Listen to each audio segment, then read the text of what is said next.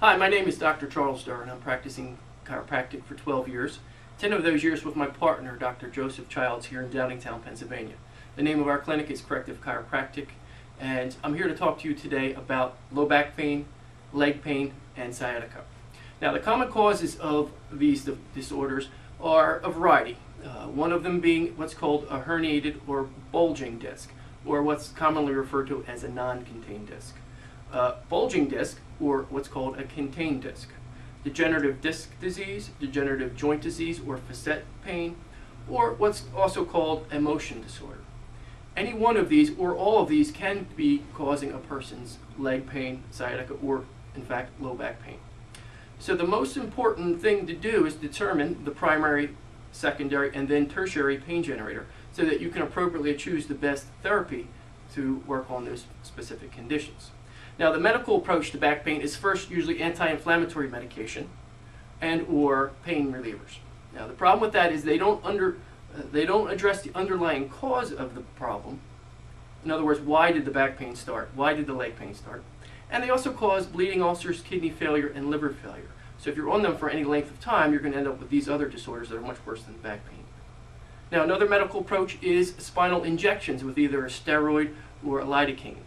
And these are sometimes effective in 6 months to maybe a little bit shorter in relieving pain because they are very effective in reducing swelling.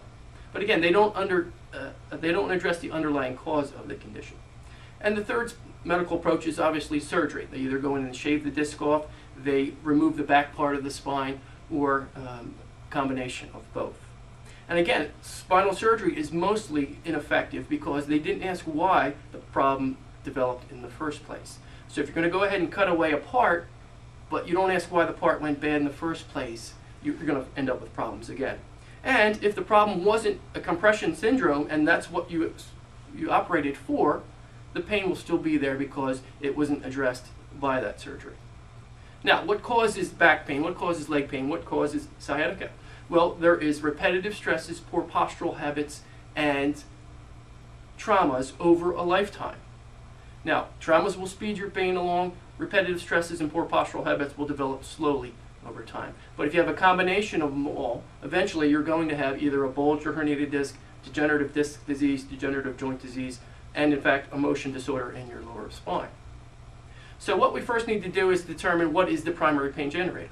So the most effective way for that is A, with an MRI to show a bulged or herniated disc, an X-ray to show the structural alignment of the spine, and more importantly, if in fact there's one leg shorter than the other, causing an instability in the base of the spine.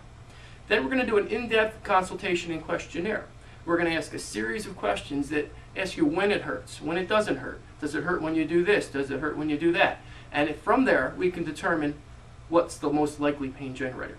Then we're going to put you through a battery of tests, orthopedic, chiropractic, and neurological tests to determine what we feel is, in fact, the best treatment mode. We'll determine the primary, secondary, and tertiary pain generator, and from there we'll recommend the appropriate treatment protocols.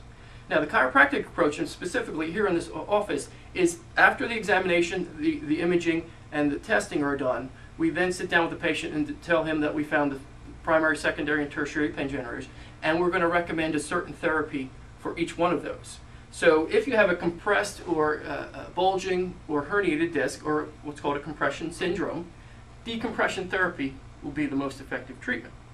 Now, decompression therapy isn't vanilla, just lay on the table and everything will be okay. You have to determine the best position, whether it be on your stomach or on your back. What angle of the pull is necessary? How many pounds are necessary? How long should we pull? How long should we rest in between pulls? And so forth. Now, if we determine the best setup, the best angle, the best pull, and the person has, in fact, a compression syndrome, they're going to do very well and their back pain is going to be most likely resolved. Now, if a person has degenerative arthritic pain, the best treatment is laser light therapy. Now, laser light therapy penetrates about 2 inches into the skin, into the tissues, and it speeds collagen synthesis at the cellular level. It disperses inflammation and promotes tissue healing. So if you have degenerative arthritic pain, if you have a compression syndrome, this device here will be your best bet. Now, we can apply it specifically to a spot with a probe, or we can put a wide pad on the lumbar area in general to get non-specific generalized healing.